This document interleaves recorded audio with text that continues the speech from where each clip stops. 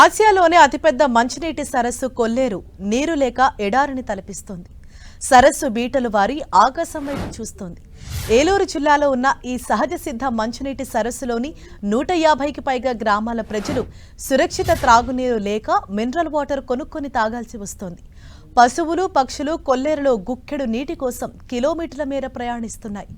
కొల్లేరు సరిహద్దులు తేల్చాలన్న సుప్రీంకోర్టు ఆదేశాలు ఓవైపు, కొల్లేరు ప్రజలను కూడా కాపాడాలంటున్న ప్రైవేట్ పిటిషన్లతో కొల్లేరు అంశం చర్చనీయాంశంగా మారింది. ఎడారిగా మారుతున్న కొల్లేరు నుంచి మరింత సమాచారం మా ప్రతినిధి శ్రీనివాస్ అందిస్తారు. ప్రజల పరిస్థితి ప్రస్తుతం అగమ్య గోచరంగా ఉందనుకోవచ్చు. తాగడానికి చొక్క నీరు కూడా అందుబాటులో లేని పరిస్థితి. అదేంటి, మంచినీటి సరస్సుగా ఉన్నటువంటి కొల్లేరులో నీటి చుక్క కూడా లేదా అనే అనుమానాలు కూడా మీకు వ్యక్తం అవ్వచ్చు. కానీ ఇప్పుడు వాస్తవ పరిస్థితి అది అనుకోవచ్చు. మనం స్పష్టంగా విజువల్స్లో చూడొచ్చు. మనం ప్రస్తుతం కొల్లేరు ప్రాంతంలో నడిబొడ్డున ఉన్నాం. కొల్లేరు ఒక 3-4 నెలల క్రితం ఈ ప్రాంతం అంతా కూడా మునిగిపోయి వాటర్ అంతా కూడా ఫ్లో అయిపోయిన పరిస్థితులు కూడా ఉన్నాయి.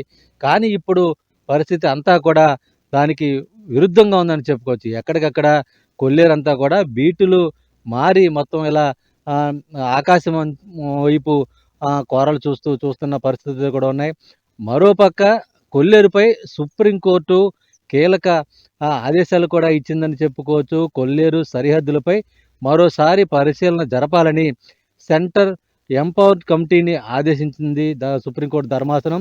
ఈ నేపథ్యంలోనే కొల్లేరులో వన్యప్రాణులు అలాగే అభయారణ్యంపై తనిఖీ జరపాలని చెప్పి కూడా కేంద్ర సాధికార కమిటీకి కూడా ఆదేశాలు కూడా జారీ చేసింది. ఈ నేపథ్యంలోనే త్వరలోనే సిఇసి కమిటీ కూడా ఈ కొల్లేరు ప్రాంతంలో పర్యటించనుంది. కానీ ఇప్పుడు పరిస్థితులు కొల్లేరులో వాస్తవ పరిస్థితులు ఏంటనేది కూడా త్వరలో కమిటీ కూడా పరిశీలన జరపనుంది. సిఇసి ఆధ్వర్యంలో ప్రత్యేక కమిటీ కూడా తనిఖీలు జరపనుంది. మొత్తానికి సంబంధించి కొల్లేరు ప్రాంతంలో ప్రస్తుతం నెలకొన్న పరిస్థితులు అయితే కూడా ఒక పక్కన ప్రైవేటుగా చెరువులు చేస్తున్నటువంటి వారికి సంబంధించి కూడా నీరైతే కూడా పుష్కలంగా ఉంది. కానీ కొల్లేరు ప్రాంతానికి సంబంధించి కూడా ఎక్కడా కూడా చుక్క నీరు కనపడిన పరిస్థితి, మొత్తం ఎడారిని తలపిస్తున్న పరిస్థితి. ఈ నేపథ్యంలోనే ఇప్పుడు ప్రధానంగా గతంలో 2019లో కానీ ఆ తర్వాత కానీ కూటమి నాయకులైతే కూడా కొల్లేరుకు రెగ్యులేటర్లు ఏర్పాటు చేయాలి, అప్పుడే కొల్లేరు ప్రాంతంలో 360 రోజులు కూడా నీటి నిల్వలుండే అవకాశం ఉంటుంది అనేది కూడా వాళ్ళు ఒక డిమాండ్ తీసుకురావడం జరిగింది. కానీ ఇప్పటికి కూడా గతంలో ప్రభుత్వం రెగ్యులేటర్లు కడతామని చెప్పింది. గత వైసీపీ ప్రభుత్వం రెగ్యులేటర్లు కట్టేందుకు నిధులు మంజూరు చేస్తామని చెప్పింది.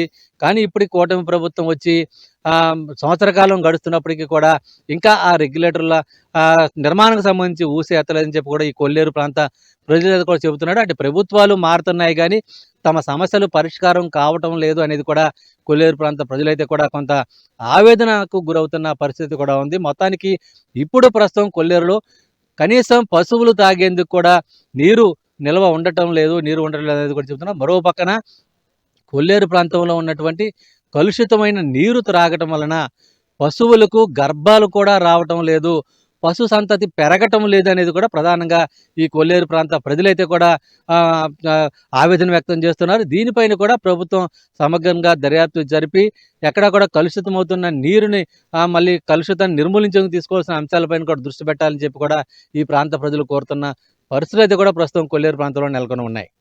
విడుదల ప్రసాద్తో శ్రీనివాస్, 10 టీవీ, కొల్లేరు లంక గ్రామాల నుంచి.